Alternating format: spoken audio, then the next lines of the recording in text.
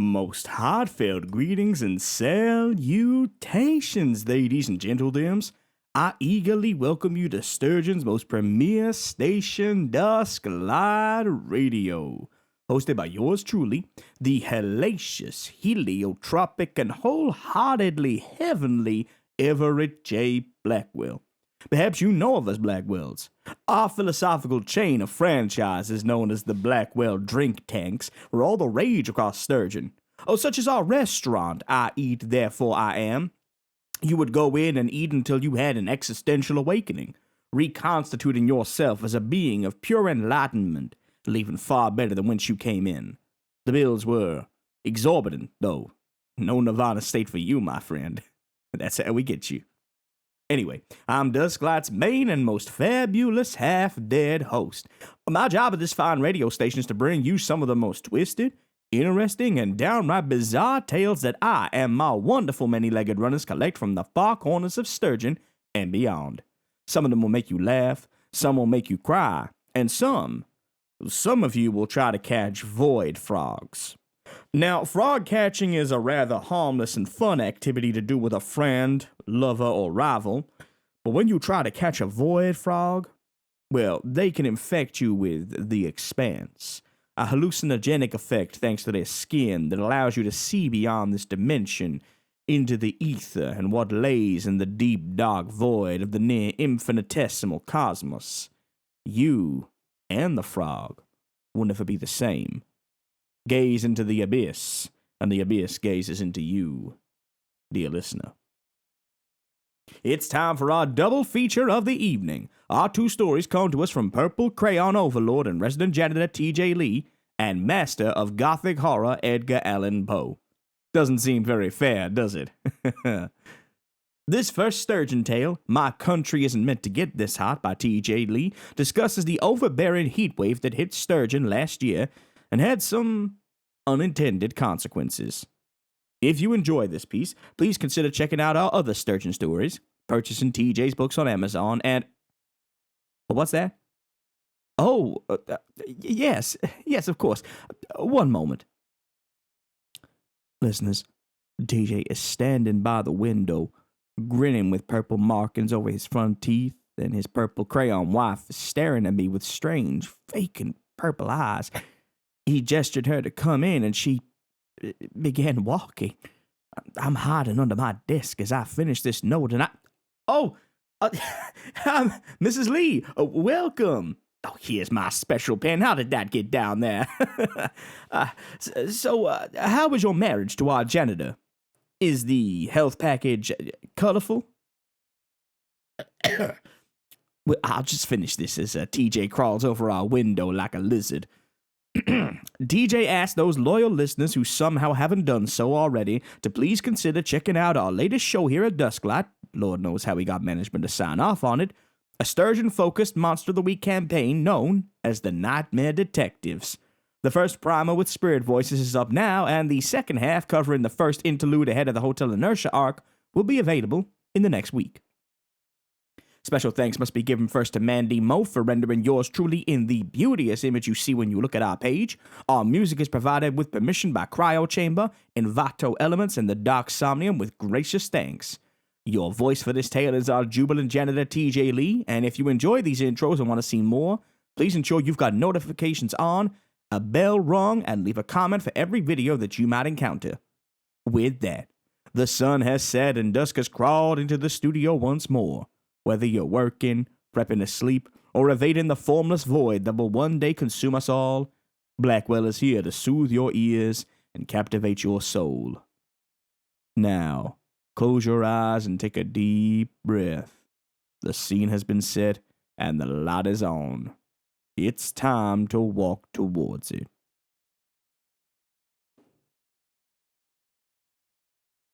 Stay indoors with the windows closed and the curtains drawn. Drink plenty of water, avoid the sunlight, check in on vulnerable relatives, and above all else, try to keep cool. A red alert went out over the weekend advising us of what to do since my country really isn't used to these kinds of heat waves with temperatures originally predicted to exceed 39 degrees Celsius about 100 degrees Fahrenheit, and as of right now, it's still climbing. I know many Americans and Australians will scoff at that, saying it's not even that bad. But you have to understand, my country isn't really equipped to handle that kind of weather, even for just a few days. 98% of homes are not equipped with AC, and our infrastructure as a whole isn't really there to manage it. We're a relatively mild to cold nation, and this is already not good. So I did what any responsible person would do and stayed at home, making sure to cover all my windows with blackout blinds and stock up reasonably on water, looking to wait it out. I figured I'd spend a few days sweating indoors with the bladeless fan on, play some video games, and try to focus on other things.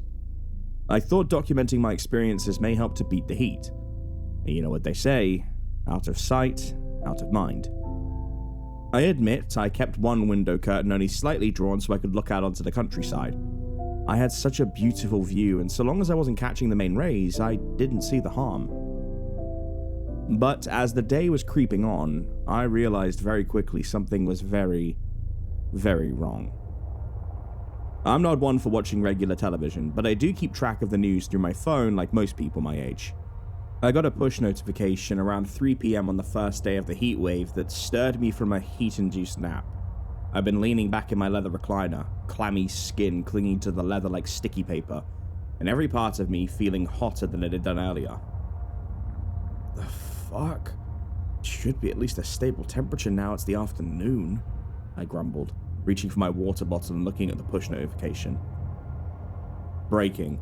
All-time heat record broken. Fires breaking out across the capital. Water rationing now in place. Do not go outside. I clicked the notification and cast it to my TV as I checked the local temperature.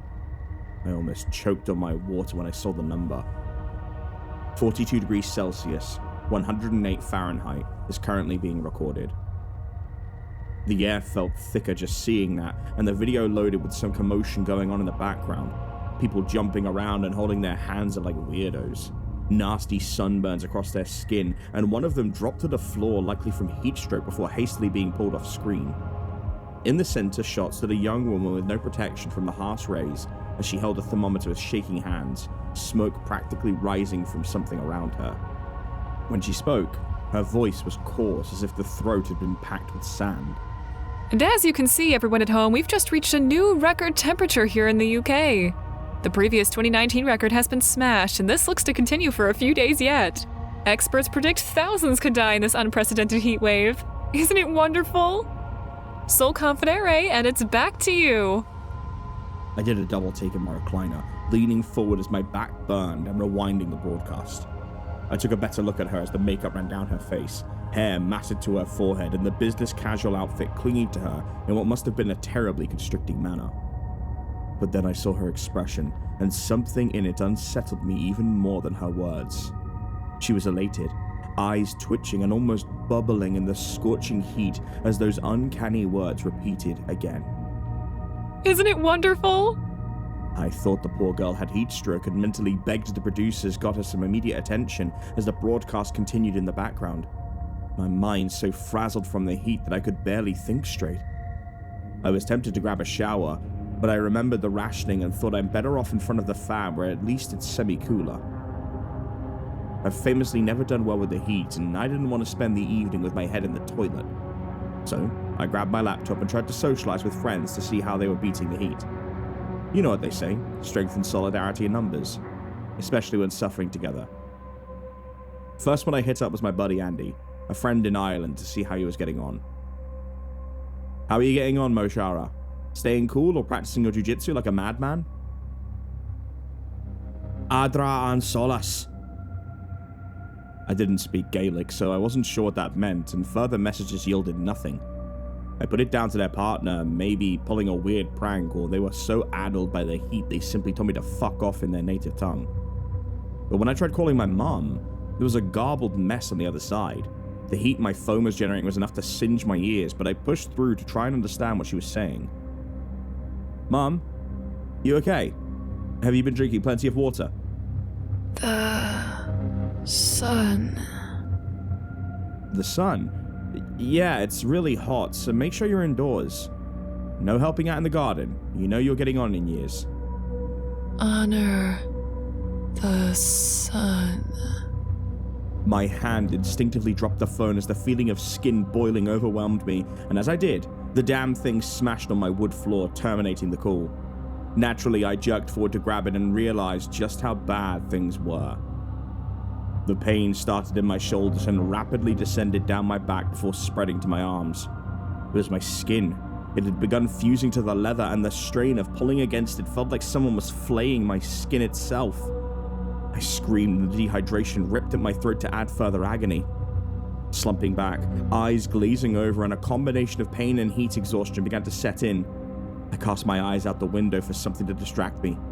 It felt like the air was swirling around outside. Infrastructure that should be stable began dancing, and the very road itself twisted, bubbled, and smoked. It was almost hypnotic in nature, captivating me. I don't know how long I'd been staring before I spied someone who had begun to walk down the street wearing absolutely nothing. Every step took off more of their delicate flesh, and small red and pink splotches littered the asphalt as they stood perpendicular to my window, staring up at me with a bright red face and that same grin the newscaster had. In that moment, terror took the place of fear within me, and I was rooted to the spot. Something was definitely wrong with him. Slowly, methodically, purposefully, they lifted their arms above their head and arced the fingers into a crown as the eyes shot up towards the overbearing sun overhead. Their chapped and torn lips mouthing those familiar words as what I think were tears fell down their face. Worship the conflagration. The man grinned, and I watched his lips fleck and fall off, his cheeks blistering and popping, but his dedication never once wavering as he pulled his head down to look at me once more, jerking his head back as if to invite me out. His eyes, his poor eyes had been blinded, melted by the beauty of what he saw above him. Two thick, milky fluids cascaded down his cheeks and matted his mustache. I retched, but I had to look. I needed to see what drove him to this. My eyes began traveling up past his steadily burning, melting frame and towards that beautiful burning god in the sky, enriching us with its loving heat. I began to glimpse its form in the sky, and I honestly felt every inch of pain, exhaustion, and trepidation ebb away. It didn't even look like the sun anymore. Not the one we grew up with, at least. It's hard to describe, but it was a form full of comfort. The color of the sky, a beautiful palette of maroon, garnet, crimson, and vermilion. So much red. I'd never been happier to be in its presence. I don't know how long I sat there looking, but my head spun after a while, and ultimately, I succumbed to exhaustion and woke up half an hour ago with a clearer head and a frenzied thirst and panic. I reached for the water on my side table, but drinking from it brought me no comfort. I may as well have been slurping gravel. I spat it out and somehow managed to reach my phone without causing myself any more pain. News notifications. State of emergency declared 3 hours ago. London ablaze with cleansing fire 2 hours ago. Be thankful for Seoul, says PM 1 hour ago. Missed calls. Mum, 28. Andy, 17. Unknown, 9. Sweat dripped down my forehead and the panic increased. While I was able to read what was on the screen, it would not respond to commands to make calls, and the damn thing was still too hot to hold for more than a minute. I tried in vain to click the voicemail function before putting it by my table to let it load. Turning on the TV, it flickered to life, and I realized it must have still been on the news channel as I recognized a banner at the bottom. It was a live stream of the sun. The temperature still registered 42 degrees centigrade, even as the day had now gotten later on. I could barely believe it. The garbled voices through my television seemed to be reveling in the madness. Overjoyed, we were all burning, and that it was going to be even hotter tomorrow. It made my head spin. I decided to turn back to the window for comfort, my sole refuge in this sweltering environment. The man in the street is gone, a small pool of something left in his spot, but nothing more. Looking around, every house was practically dancing in its spot, moving to a rhythmic beat only they could hear. In a couple of partially covered windows, I could spy my neighbors prostrating themselves before the sun, screaming in its direction amid faces mixed with agony and ecstasy. It was unsettling. I didn't dare look up at the sky again. Not yet. I don't think I'd be able to break away. The TV abruptly shutting off with a loud pop snapped me from my stupor, and I began to hear the voicemails crackle through my desiccated phone. All of them telling me to come outside and bask in the flames. My mind is now racing with thoughts of what had occurred and a desire to share with the wider world. My rational mind knows we should not be this hot at all, let alone for this prolonged period of time. I don't want to hear from the uneducated climate deniers either. You idiots would call it fake news even as your flesh melted into the ground. Someone has to know why this isn't stopping. My head is still spinning, and my situation isn't going to get better if I stay in the chair. It's going to be even hotter tomorrow too. How am I supposed to handle this for another 30 hours? All I can do is rest and hope tomorrow brings some comfort. Maybe it won't be so bad. I've sent my mum a message on the laptop in between documenting this, hoping someone sees I'm in a bind and helps. All I have is time. Wish me luck. Why did we stop drawing the sun with a face?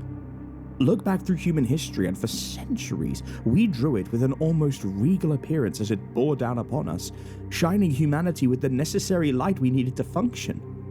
Like a loving parent gifting its child with nourishment. We recorded odd events involving it as if documenting the sun's descent into bouts of madness. The 1561 phenomenon in Nuremberg that split the sun in twain, dividing itself, or the 1566 phenomenon in Basel that saw the sky fractured as the sun fought amongst itself to the horror of a far more simple era of man. They thought it apocalyptic, the end times and the sign of the terrors to come. They didn't understand the sun was simply preparing itself, growing and masticating until it was ready to reveal itself to a more enlightened age. Us. I looked out the window, the curtain fully drawn back, and I stared up at the broad strokes of red and yellow across the sky. I saw it. It saw me. Our sun has a face. A beautiful face that is permanently stuck between total ecstasy and that of apoplectic rage. It's so close that I can make out the sunspots rising and bursting from its amber surface, thousands of small human-like shapes ascending to meet it. My mother's voice rings out over the voicemail function, no longer saying to come outside or honor the sun.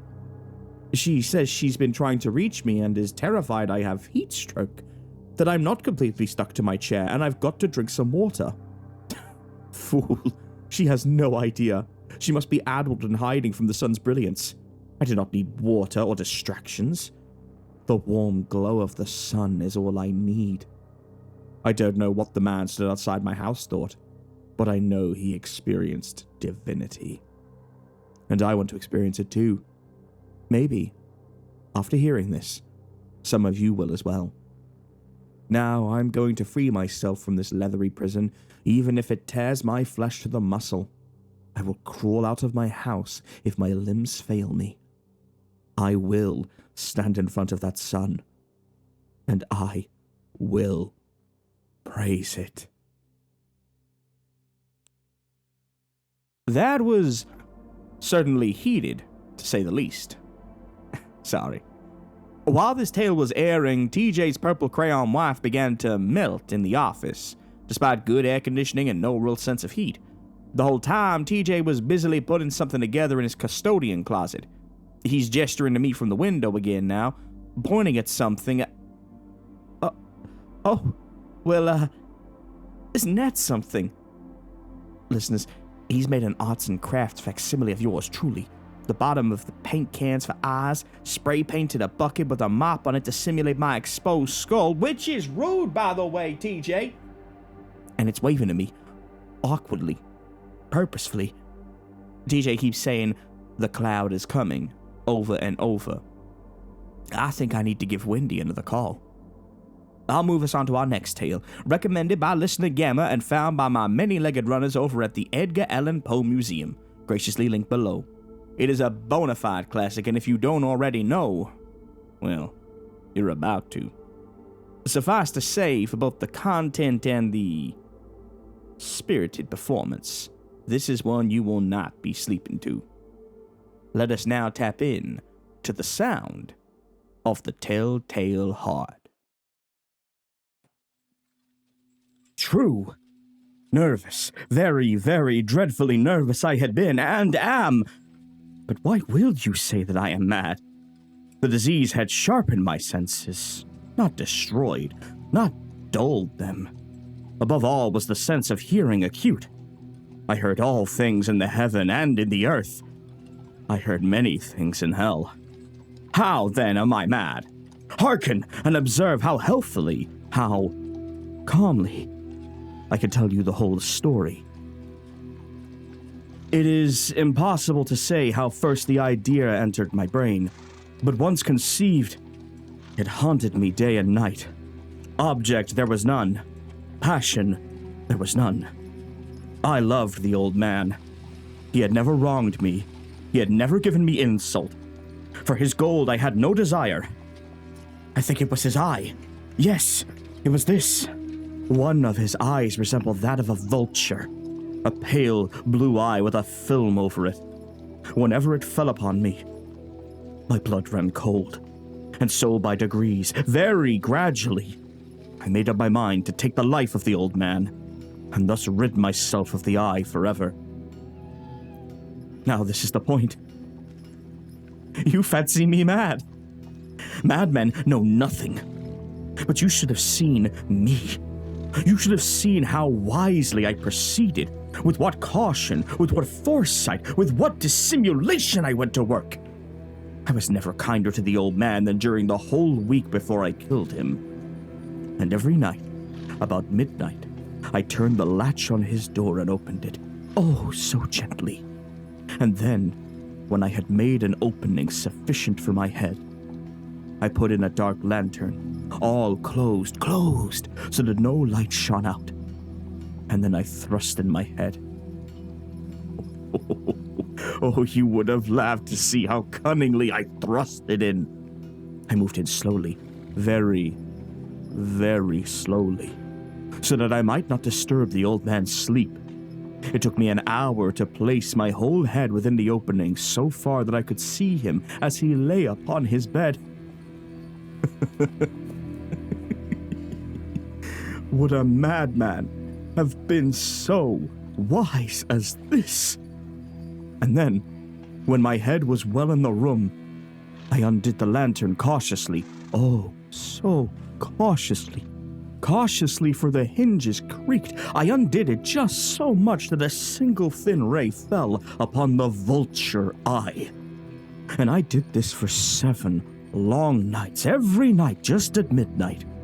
But I found the eye always closed, and so it was impossible to do the work, for it was not the old man who vexed me, but his evil eye. And every morning when the day broke, I went boldly into the chamber and spoke courageously to him, calling him by name in a hearty tone, and inquiring how he had passed the night.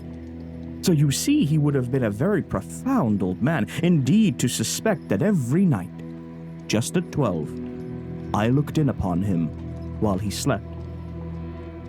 Upon the 8th night, I was more than usually cautious in opening the door. A watch's minute hand moves more quickly than did mine. Never before that night had I felt the extent of my own powers, of my sagacity. I could scarcely contain my feelings of triumph to think that there I was, opening the door, little by little, and he had not even to dream of my secret deeds or thoughts. I fairly chuckled at the idea, and perhaps he heard me, for he moved on the bed suddenly, as if startled. Now you may think that I drew back, but no. His room was as black as pitch with the thick darkness, for the shutters were close fastened through fear of robbers. And so I knew that he could not see the opening of the door, and I kept pushing on, steadily. I had my head in, and was about to open the lantern, when my thumb slipped upon the tin fastening, and the old man sprang up in the bed, crying out, "Who's there?" I kept quite still and said nothing. For a whole hour I did not move a muscle, and in the meantime I did not hear him lie down. He was still sitting up in bed listening, just as I have done, night after night, hearkening to the death watches in the wall. Presently I heard a slight groan, and I knew it was the groan of mortal terror. It was not a groan of pain or of grief. Oh, no! It was the low, stifled sound that arises from the bottom of the soul when overcharged with awe. I knew the sound well. Many a night, just at midnight, when all the world slept, it has welled up from my own bosom, deepening with its dreadful echo the terrors that distracted me. I say I knew it well. I knew what the old man felt, and pitied him, although I chuckled at heart. I knew that he had been lying awake ever since the first slight noise, when he had turned in the bed. His fears had been ever since growing upon him. He had been trying to fancy them causeless, but could not. He had been saying to himself, "It is nothing but the wind in the chimney. It is only a mouse crossing the floor." Or, "It is merely a cricket which has made a single chirp." Yes, he had been trying to comfort himself with these suppositions, but he had found all in vain. All in vain. Because death, in approaching him, had stalked with his black shadow before him and enveloped the victim. And it was the mournful influence of the unperceived shadow that caused him to feel, although he neither saw nor heard, to feel the presence of my head within the room. When I had waited a long time, very patiently, without hearing him lie down, I resolved to open a little, a very, very little crevice in the lantern. So I opened it. You cannot imagine how stealthily, until at length a single dim ray, like the thread of the spider, shot from out the crevice and fell upon the vulture eye. It was open, wide open, and I grew furious as I gazed upon it. I saw it with perfect distinctness, all a dull blue, with a hideous veil over it that chilled the very marrow in my bones. But I could see nothing else of the old man's face or person, for I had directed the ray, as if by instinct, precisely upon the damned spot. And now, have I not told you that what you mistake for madness is but over-acuteness of the senses? Now, I say, there came to my ears a low, dull, quick sound, such as a watch makes when enveloped in cotton. I knew that sound well, too. It was the beating of the old man's heart. It increased my fury as the beating of a drum stimulates the soldier into courage. But even yet, I refrained and kept still. I scarcely breathed. I held the lantern motionless. I tried how steadily I could maintain the ray upon the eye. Meantime, the hellish tattoo of the heart increased. It grew quicker and quicker and louder every instant. The old man's terror must have been extreme. It grew louder, I say, louder every moment. Do you mark me well? I have told you that I am nervous, so I am. And now at the dead hour of night, amid the dreadful silence of that old house, so strange a noise as this excited me to uncontrollable terror. Yet for some minutes longer I refrained and stood still. But the beating grew louder. I thought the heart must burst. And now a new anxiety seized me. The sound would be heard by a neighbor. The old man's hour had come. With a loud yell, I threw open the lantern and leaped into the room. He shrieked once only. In an instant, I dragged him to the floor and pulled the heavy bed over him. I then smiled gaily to find the deed so far done.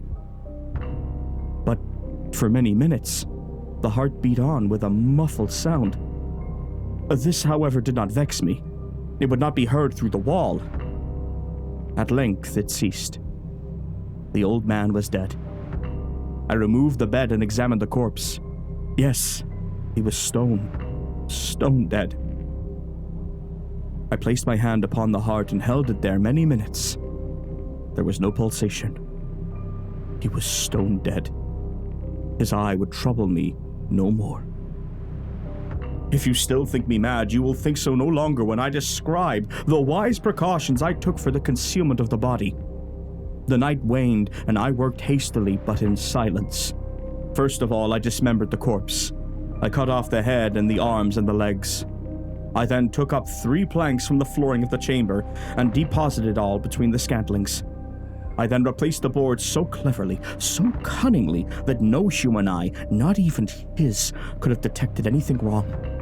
There was nothing to wash out, no stain of any kind, no blood spot whatever. I had been too weary for that. A tub had caught all. When I had made an end of these labors, it was 4 o'clock, still dark as midnight. As the bells sounded the hour, there came a knocking at the street door. I went down to open it with a light heart, for what had I now to fear? There entered 3 men, who introduced themselves with perfect suavity as officers of the police.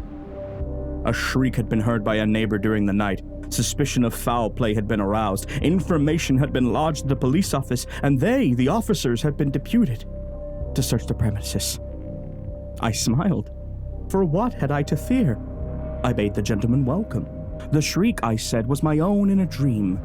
The old man I mentioned was absent in the country.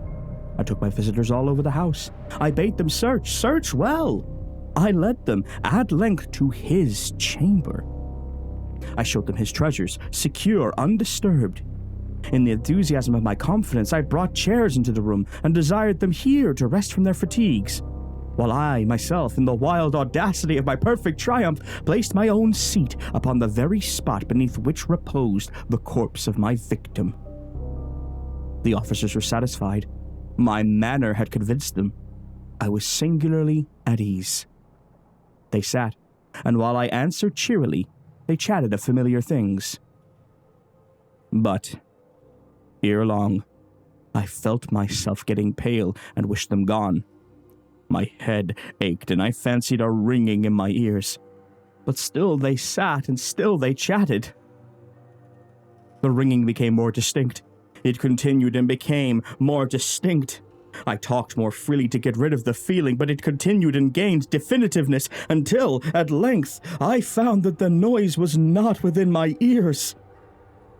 No doubt I now grew very pale, but I talked more fluently and with a heightened voice. Yet the sound increased, and what could I do? It was a low, dull, quick sound, much such a sound as a watch makes when enveloped in cotton. I gasped for breath, and yet the officers heard it not. I talked more quickly, more vehemently, but the noise steadily increased. I arose and argued about trifles in a high key and with violent gesticulations, but the noise steadily increased. Why would they not be gone? I paced the floor to and fro with heavy strides as if excited to fury by the observations of the men, but the noise steadily increased. Oh, God! What could I do? I foamed, I raved, I swore, I swung the chair upon which I had been sitting and grated it upon the boards, but the noise arose over all and continually increased. It grew louder, louder, louder! And still the men chatted pleasantly and smiled. Was it possible they heard not? Almighty God, no! No, they heard, they suspected, they knew. They were making a mockery of my horror. This I thought, and this I think, but anything was better than this agony. Anything was more tolerable than this derision. I could bear those hypocritical smiles no longer. I felt that I must scream or die, and now again! Hark! Louder! Louder! Louder! Villains! I shrieked. Dissemble no more! I admit the deed! Tear up the planks! Here! Here! It is the beating of his hideous heart.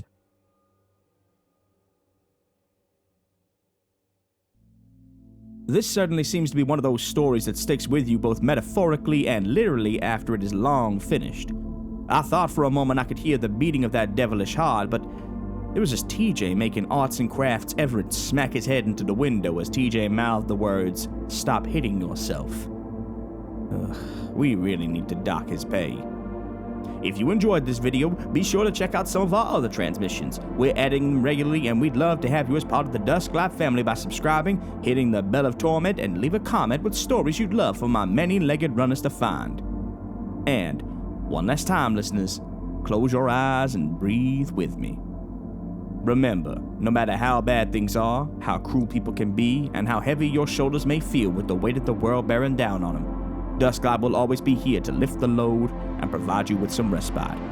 Drink some water, watch a video about tree frogs, eat something savory, and sleep on the cool side of the pillow with the window open and the stars twinkling down on you. Start and end each day with kindness in your heart.